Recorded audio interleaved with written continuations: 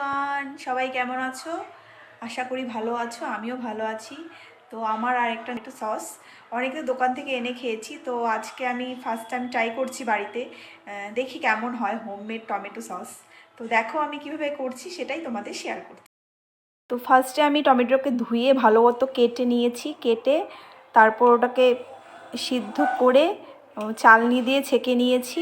ছেঁকে নেওয়ার পরে কড়াতে দিয়ে জাল করছি। এখানে দিয়েছি ভিনিগার আর দিয়েছি তেঁতুলের জল। আমি দিয়ে দিচ্ছি গুড়, তোমরা চাইলে চিনিও দিতে পারো, আমি চিনিটাকে অ্যাভয়েড করছি, আমি গুড় দিয়েই করছি। অনেকক্ষণ ধরে কিন্তু আমি জাল দিচ্ছি, তো মানে জাল দিয়ে জিনিসটাকে একদম থিকনেস করতে হবে, মানে আর একটু ঠিক হবে, তারপরে নামিয়ে দেব। তো এই যে হয়ে গেছে tomato sauce, homemade tomato sauce. কালারটা কিন্তু বেশ সুন্দর এসেছে দেখো। আর একটু ফুটিয়ে নামিয়ে দেব। দিয়েছি একটা বাটিতে, তো ওটা ঠান্ডা হয়ে গেলে আমি একটা কাঁচের জারে রেখে দেব।